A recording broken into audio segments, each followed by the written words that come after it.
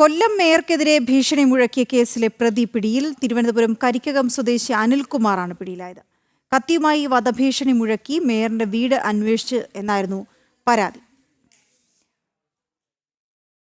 മനോജാണ് ഇതിന്റെ വിവരങ്ങൾ നൽകേണ്ടത്. കൊല്ലം മേയർക്കെതിരെയാണ് ഭീഷണി മുഴക്കിയത്. ഈ പ്രതി തിരുവനന്തപുരം കരിക്കകം സ്വദേശി അനിൽകുമാർ.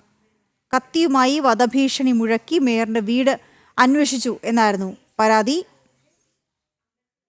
മനോജ്, വിവരങ്ങൾ പറയൂ. വീണ, കഴിഞ്ഞ ദിവസമാണ് ഇത്തരത്തിലൊരു ഭീഷണി ഉണ്ടായതായി മേയർ പരാതി നൽകിയിട്ടുണ്ടായിരുന്നത്. പോലീസിന് നൽകിയ പരാതിയിൽ ഒരാളെ പിടികൂടിയിട്ടുണ്ട്. അതായത് കത്തിയുമായി എത്തിയ യുവാവ് ഈ നാട്ടുകാരോട് ആദ്യം മേയർ ഹണീഫ് ജബിന്റെ വീട് അന്വേഷിക്കുകയായിരുന്നു. ഈ സംശയം തോന്നിയ നാട്ടുകാരാണ് ഈ വിവരം മേയറെ അറിയിച്ചത്.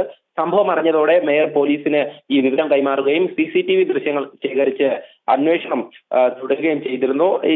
നേരത്തെ തന്നെ ഈ വഴിയോര കടകൾ മാറ്റുന്നതുമായി ബന്ധപ്പെട്ട് ചില തർക്കങ്ങൾ നിലനിന്നിരുന്നതായി മേയർ പറയുന്നുണ്ടായിരുന്നു. ഇത് സംബന്ധിച്ച് പോലീസ് നടത്തിയ അന്വേഷണത്തിൽ തിരുവനന്തപുരം കരിക്കകം സ്വദേശിയായിട്ടുള്ള അനിൽകുമാർ എന്ന് പറയുന്ന വ്യക്തിയാണ് പിടിയിലായത്. ഈ കത്തിയുമായി വധഭീഷണി മുഴക്കി മേയറിന്റെ വീട് അന്വേഷിച്ചെന്നായിരുന്നു ഈ പരാതി നൽകിയിരുന്നത്. പോലീസ് കസ്റ്റഡിയിലെടുക്കുന്ന സമയം പ്രതി മദ്യലഹരിയിലായിരുന്നു.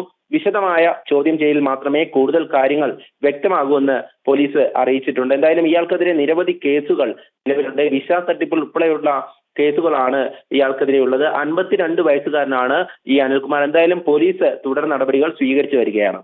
ഓക്കെ, ശരി മനോജ്.